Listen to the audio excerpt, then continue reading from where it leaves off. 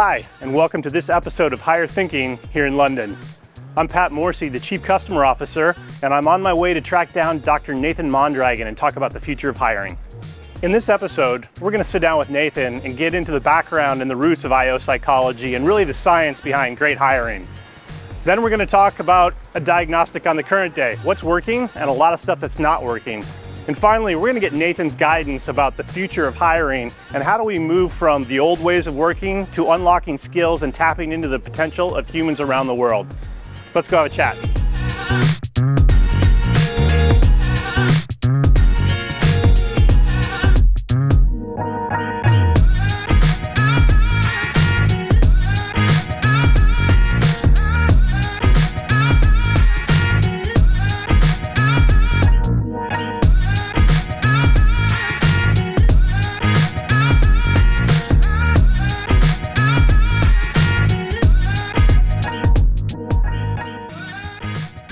Nathan, welcome to Higher Thinking. Thank you. Glad to be here. Yeah, it's tough to track you down, so we have to find you in London versus at home anywhere in the States. But Right. Before we unpack a brief history of time for IO psychology and solve the world's hiring problems, a couple of warm-up questions for you to get started. All right. So, first question, early morning or late night? More night owl. Night. Okay, so American football or proper English football? Proper English football. And if you're walking through the pub while football's on, who are you rooting for and what are you drinking? Drinking a pint and probably Fulham. Fulham. Okay, we'll come back to that in the episode. Okay. So, in the world of hiring, personalization or automation? Ooh, both. I want it all. We want it all, and you think that's possible? I think it's possible. And when you're thinking about candidates, what's the first thing that comes to mind? Disregarded. And finally, last question is, at the end of the day, you're trying to wind down, maybe you're working a little bit late. Are you more of a go out and take a walk guy, or are you going to binge watch something? I'm gonna walk with my dog or my wife, or both. Fantastic. Yeah. Well, welcome to the show. Excited to get into it. I'm happy. Let's do it. So Nathan, by title, you're the Chief IO Psychologist. For people who don't spend time in this field, haven't encountered IO psychologists, let's start at the top with unpacking what is IO psychology. Yeah, it's applying human behavior to people at work. And it means a variety of different things, from hiring to performance management, organizational design, leadership development, etc. But it's applying that human behavior at work to maximize performance. Across multiple dimensions and all the way through your work life. Yeah, top to bottom, all jobs, all people, and it could just be like designing the organization to make sure that it's maximizing for potential for whatever is needed in that company and for whatever products as well. Yeah, and I want to come back to that, but put some more context around this. Where did IO psychology as a discipline come from? Yeah, so it stands for industrial and organizational psychology. Okay. It came by over 100 years ago. The first application was designed by what was then a business psychologist, right, to design a test for selecting men into World War I and placing them in the Army in different positions. And it was called Army Alpha. And it had different iterations of that test, but that was it. 1917 or 1914 is when that was first designed. So we're 10 plus years into this field, and from an international perspective, because ironically you and I are having this conversation in London, is IO psychology understood the same way when you think about London or the rest of the world outside the States? It is. It's the same application, same principles, same science. Okay. Different name in some cases. So some folks over here will call themselves occupational psychologists, business psychologists, organizational psychologists. In the U.S., it's maintained as industrial and organizational psychology, but same thing, different name. Gotcha. So when going back to Project Alpha and sort of the genesis of IO psychology, how was that done? It was done paper and pencil. Guys coming in and they'd sit down in long rows, and there'd be 100 of them, and they'd sit down and they'd fill out a a test booklet on paper with a pencil or a pen. So I'm a potential soldier, and the first thing I'm going to do, or maybe I'm going to do my fitness test, is I'm going to sit down Yep. with a long test, and Yep. it's going to ask me what to determine what. It's going to ask you 100 different questions around what your interests are, what you like doing, some personality, but really getting at what are your abilities and what are your interests to place you then into the right job, if you will, or vocation within the Army. Could be infantry, could be clerical, right? It could be motor pool, whatever it is, but they tried to take those aptitudes, determine aptitudes, and then place you into the right job within the Army for World War One. Fast forward, it's still in place today, but it's called the ASVAB, Armed Services Vocational Aptitude Battery. And it's the same thing. All armed services folks go through it, and then they use those results to place you into a discipline within the branch of the service that you're in. Yeah, the difference is now, though, that this is way beyond what the armed services, uses it for, even though it still has utility there. Give us a little perspective on you and your career, because you've had a diverse career in a lot of different, big and small stops. Give us a little context about what that looks like. You mentioned, 1914, 1917 with Yep. the Army Alpha, that long paper and pencil test that they went through. In 1996, I was one of two IL psychologists that created the first online test ever delivered. It was still paper and pencil before that. And it was a paper and pencil, but now we just put it online with an internet delivery. But, decades and decades later, it was still a paper and pencil test for the most part. Well, and it feels like, if we're honest, there's a lot of places it's still paper and pencil, or it might be online, but it's still pretty rudimentary. Pretty rudimentary. It really, in my opinion, testing didn't change until what we started to do at HireVue. It's a different world now that we created. But before 8 years ago, all assessments were pretty much some sort of a paper and pencil version, just online. That's crazy. Yeah. That it took 100 years to get out of paper and pencil, or congratulations, you have computers and the internet. You get to do paper and pencil, but online. And tick the boxes. Yeah. You've been really focused in studying on this, and I want to double click on that shortly, but give me your prognostication about the state of the market. Like, give me the good news and the bad news of hiring today. Yeah. Let me start with the bad news. Okay. I call it, there's the problems: blank slate, black hole, and biased humans. Right? And so what that means is the black hole is candidates are applying and they don't ever hear anything back. Right. There's no communication, there's no feedback. Even if they hear something back, all they hear is, I didn't get the job. Or I got the job, and they get scheduled and they move on. That's and great. sometimes they only hear one it. out of 100. They only hear it after they've badgered and emailed and called and they had sent to an follow SMS up. and did the whole thing multiple times before you hear anything. Yeah, and then they don't really hear why they didn't get the job, which is really important feedback for them to understand, so they can choose better for the next opportunity. Right. The blank slate is candidates are looking for a job. They're going to apply to 5 different places or 50 different places. Right. And they have to go through the same process and sometimes take very similar tests or applications or interviews, whatever it might be, but they have to do it over and over and over again and give the same information over and over and over again. And so it's a blank slate each time they start up. It's a brand new blank slate versus being able to port their information in or bring their own profile to the process. And is that process, is that systems, is that just lack of care, frankly, in terms of what, trying to get your arms around talent? Yeah, I think it's a two-pronged solution. The systems are there that could do it, but there's a lack of care from the companies that are hiring people. Right. They're my candidates, not your candidates. They're my candidates. I don't want to share individuals, or I want them to go through my process. Even though it might be the same as your process, I want them to go through my process, and I'm not going to have them port the information over. So there's a lack of care from the hiring companies, in my opinion. And then there's a willingness of candidates as well to give their information and put it in a profile format and share it, and then the company's not willing to take it. So when you think about that spectrum of problems, what is there any common threads, or give me sort of a point of view of what is the situation by which, or the set of circumstances where an organization says this is no longer tenable? Mm-hmm. Like I need professional help here. I need technology. I need automation. I need really trained, IO psychologists to come in and help me, figure it out. What are the conditions where that most often happens?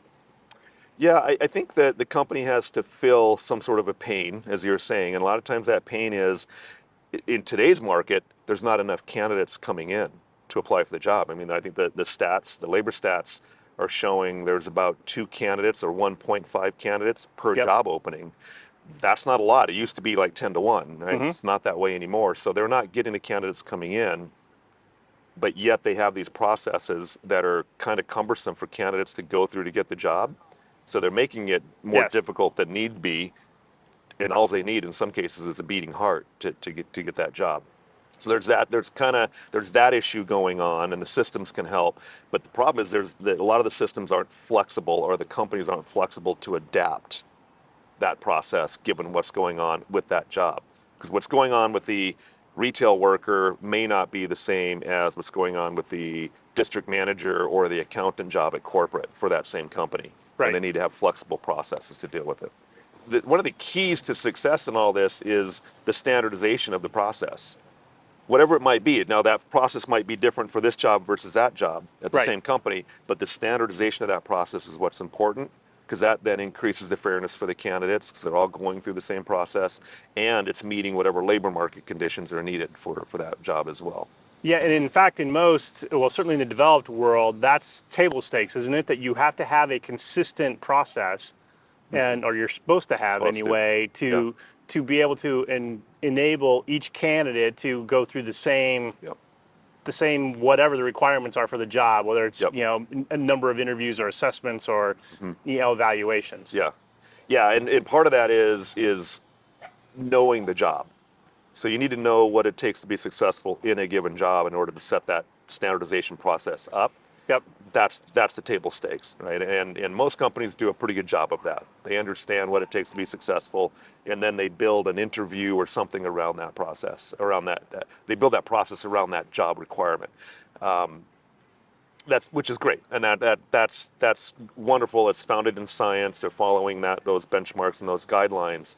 Where they start to fall kind of off the train is when they go into their own interviewing, and that's the bias piece we were talking about. Right. So like mini-me hiring is a term a lot of people use, and I look for the same type of person as I am, or whatever, or what I think works, and it's that person over and over and over again. Technology's now emerged to start to solve that problem, yet for a lot of people, technology is the boogeyman. Yeah. Talk to me about that. How do you think about that, or what's the evolution been? Yeah, to me, the simple solution is AI is not the silver bullet solution.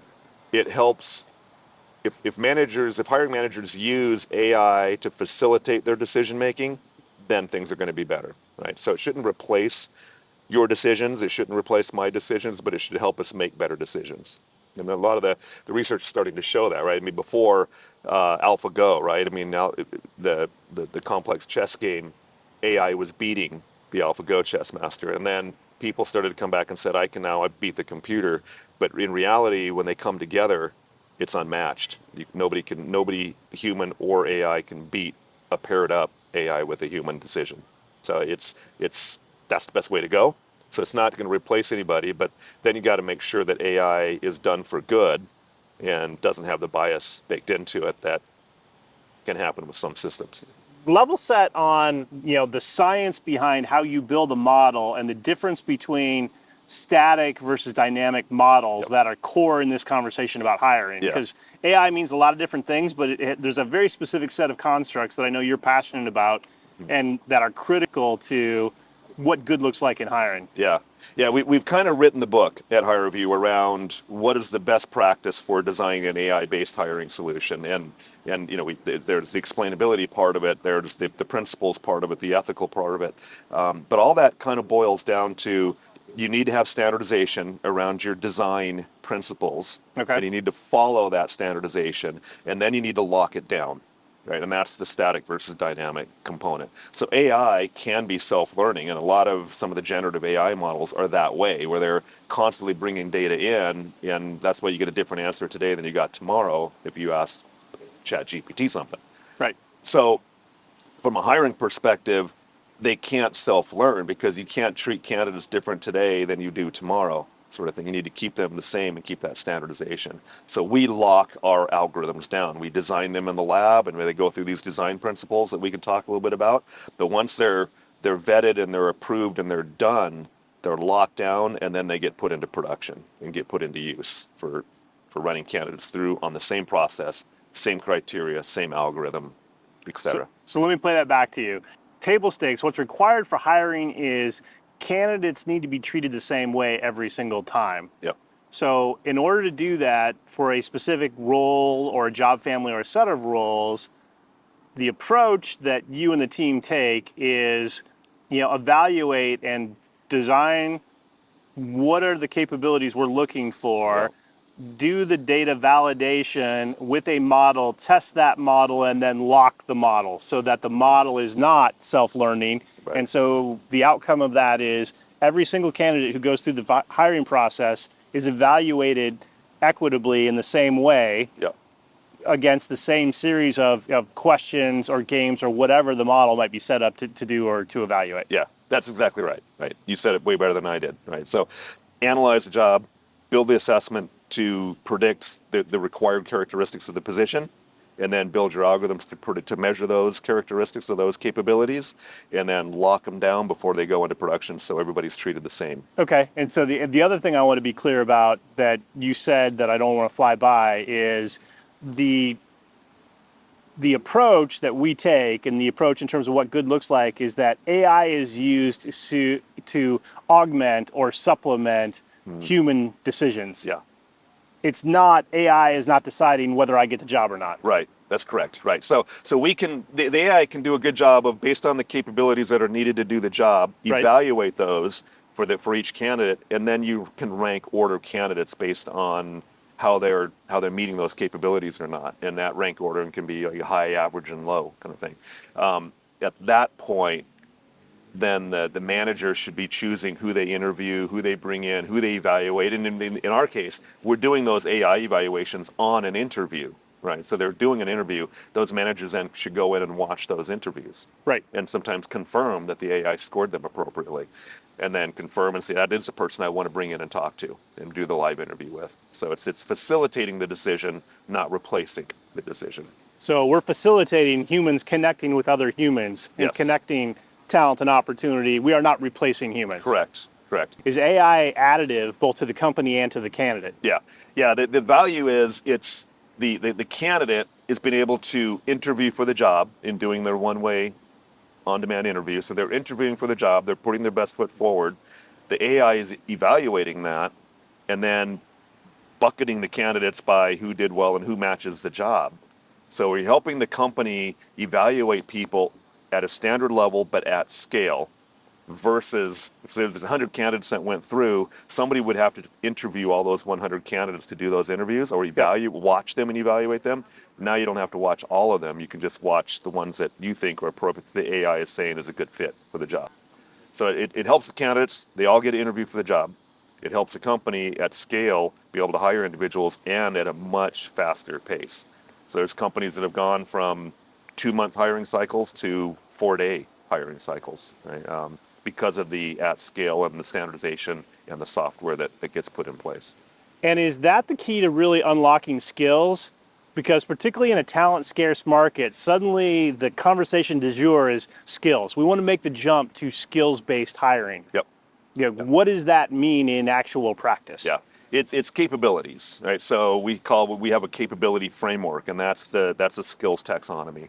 So the skills are, when you think of skills, they could be hard skills, like you know Excel, you have Excel knowledge or something like that. It Sure. could be physical skills. You can lift 50 pounds for a firefighter job. But the real value is in the soft skills, the interpersonal area, the friendliness, some of the personality characteristics. Those are all skills and competencies as well. That's where the value of the AI comes in to evaluate those. So evaluating your soft skills for a retail job. Are you going to be friendly and personable with Right. customers? Right. Or is it a non-customer facing job in a warehouse? friendliness and personality isn't that big of a deal, or being personable isn't that big of a deal in a warehouse job. Right. But attention to detail so you don't hurt yourself or somebody else is a big deal. So choosing the capabilities that are appropriate or the skills that are appropriate for the job is what's important. Well, and the other thing is each candidate gets to present ideally the best version of themselves based on what the requirement for the job is, not what your resume says. Yeah. Or not Yeah. not these things that may or may not have happened that become part of your CV that I may have submitted through whatever. Yeah. Or dialogue. yeah, or you're really hitting on one of my sort of passion points, which is I think companies feel there's certain requirements that they need for a job. That it might be a high school diploma, and it might be 2 years experience as a call center operator. It might be 4 years experience as a cardiac nurse. But in many ways, those education and experience requirements really aren't needed. They can be learned on the job. Right. So does a retail associate really need a high school diploma? No. They don't. They need to be personable and deal with individuals. Yep. But you're not. They don't. They need to solve problems. A high school diploma doesn't tell you that. They need to know how to count. Yeah, they know it right, and they don't need 2 years experience in another retail position in order to do your job at your retail associate position. You can teach them the job in 30 days, and they can be fully functioning. So we need to get away from these minimum requirements that in many cases are BS. Right? Some things are good. I mean, like to be a pizza delivery driver, you have to have a driver's license. Yep. That's a certification. It's required. That's okay. But you don't need to have delivered pizza for 2 years to become a pizza delivery driver. You can learn that after 30 days. Well, exactly. And I think it also points to the macro level issue here too, which is your resume is not indicative of your potential. Right. And that's probably more so, particularly when you're younger in early career where you don't have any meaningful experience in the work world. Yeah. I mean, even ramp it up into the professional level so you actually have experience. The nurse example we just talked about, that we kind of alluded to. Being a cardiac nurse for 4 years is great if you're applying for another cardiac nurse position. But maybe you want to switch and go into case management or oncology or labor and delivery. Yep. You're a good nurse over here. You're going to be a good nurse over here. You just need to upskill your knowledge a little bit. And that's doable within the hospital system or the healthcare system. You can get that upskill in oncology in a 3, 4, 6 month kind of course. So there may not be as much of a nursing shortage as people think if they quit looking for 4 years experience in that specific domain expertise. And I think that's one of the key elements because going back to one of the points you made earlier, depending on the geo or the cut of industry, there are 1.5 to 2 jobs for every human that's available to fill the role right now. Yeah. And the implication here is, hey, we're not thinking about the problem the right way. Yeah. And we're missing a whole bunch of potential candidates who might be great for this because of real or imagined requirements or job descriptions or the way we evaluate and manage the talent funnel that we have. Yeah. Yeah, and I think the other reality here, which we haven't really talked about, is like the world is moving too fast now.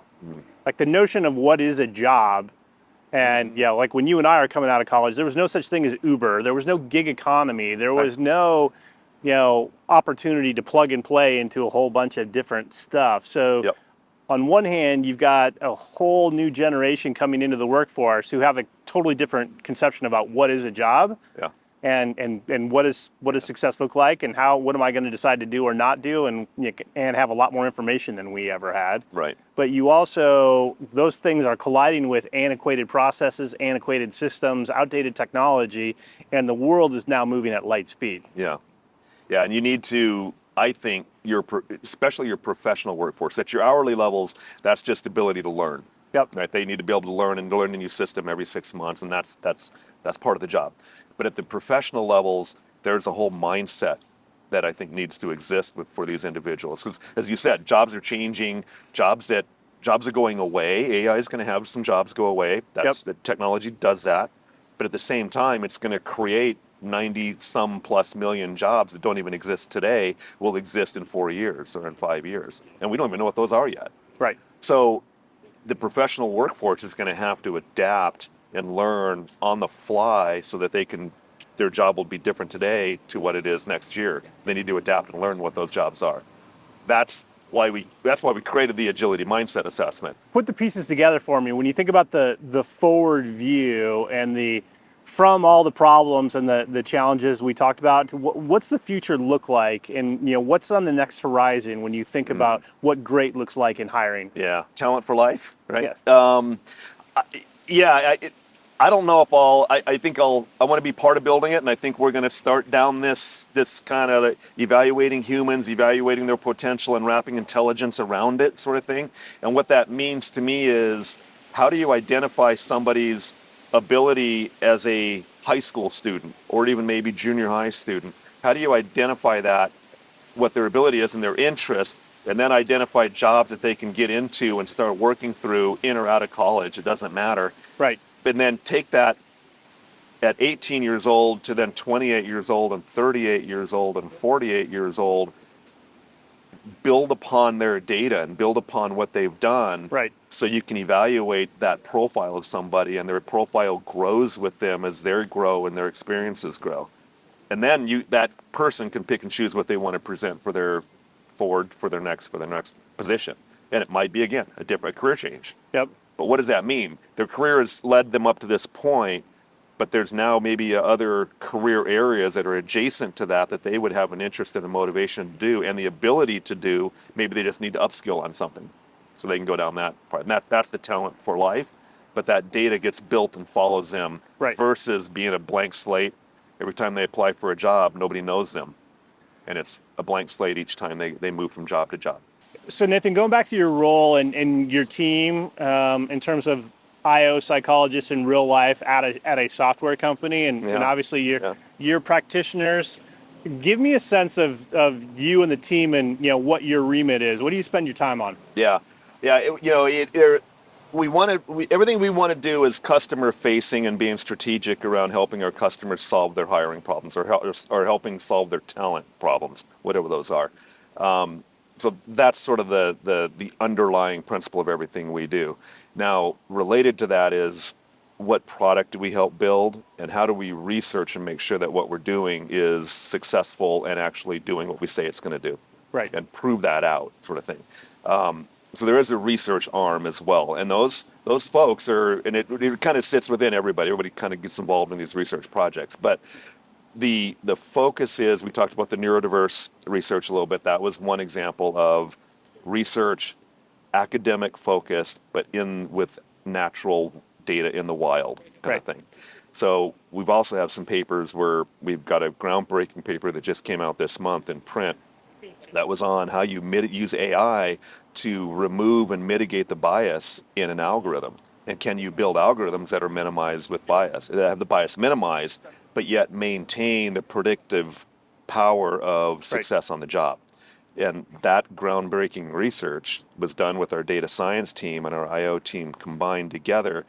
That paper took about 3 years to get published, and it just came out, and it's the first of its kind that basically says, here's the algorithms and here's the formulas that you can use to run different types of mitigation processes in your data set and remove the bias out, kind of thing. So we shared that with the community, and it's been peer reviewed. Detailed peer. That's why it took 3 years to get through that peer review process.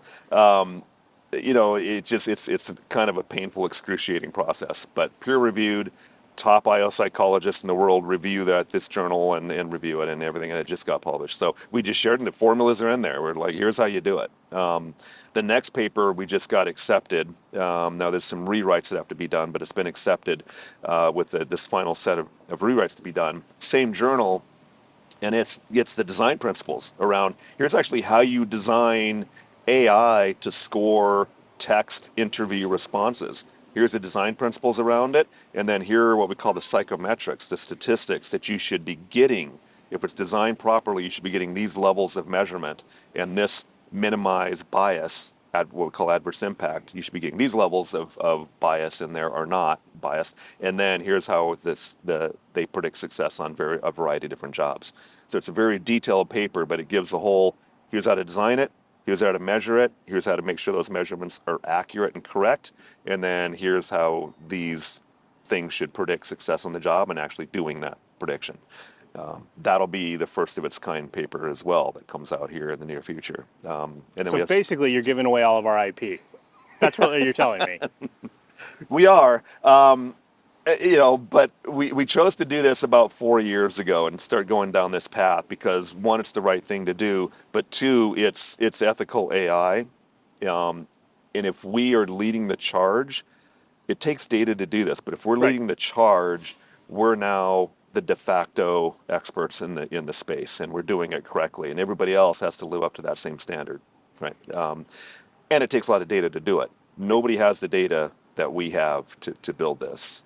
Right. And if we talk about a context of, hey, there's a sea change going on in the world of talent broadly, and if we're going to bring alive this vision of human potential, and human potential intelligence implies science and data and research done ethically and provable and reproducible, right? It's not science unless, it can be reproduced. Yes. Yeah. That's exactly it. So that's why we want the formulas in the paper that just published. We wanted the formulas in there so that people can take it and reproduce those results, and then maybe fine tune it, right? I mean, we'll learn from somebody else along the way as well, and everybody gets better. Everybody learns more from it, and in the end, people are doing better because they're fit with the job that's a better match for them and better interest for them, and everybody's happier. So if you can maximize that human and potential connection and wrap the intelligence around it, everybody's all the better for it.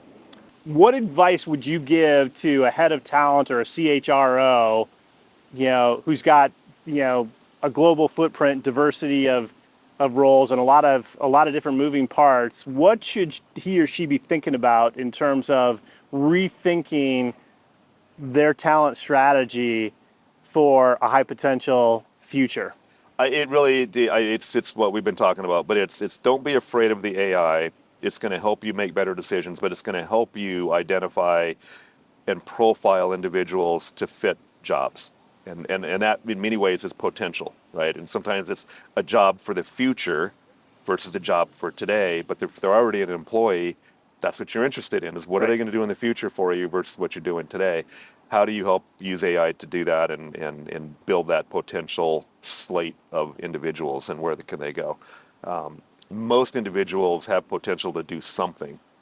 Is that in your company or not? Right. That's the trick. Exactly. Yeah. And I think with the talent shortage we're all living through, that's likely to be what the new normal looks like. This is a business critical imperative right now. And that new normal's not going away, right? I think it's here to stay, especially in Western societies. I don't think that labor shortage is going to change for the foreseeable future. And jobs are changing, and again, as we talked about earlier, there's a lot of jobs that we don't even know exist, that don't exist today, that are going to exist in 3 years. We don't even know what they are. That potential need to be identified, and the people that can learn and adapt into those positions. Thank you. You bet. Enjoy it. My pleasure. Yeah. That was a great conversation with Dr. Nathan Mondragon, really simplifying the reality of IO psychology and what great looks like in hiring. It's all about people and potential, and trying to see how do we match people to the work to be done. Another key takeaway from Nathan is the world as we know it in terms of hiring is about to change fundamentally, because it's not about CVs and job recs anymore. It's about skills and how do you identify potential, and that's exciting. And finally, the big headline here is the future of talent is all about human potential intelligence, because the truth is talent and potential are all around us. Thanks for joining us this week, and stay tuned for another episode of Higher Thinking.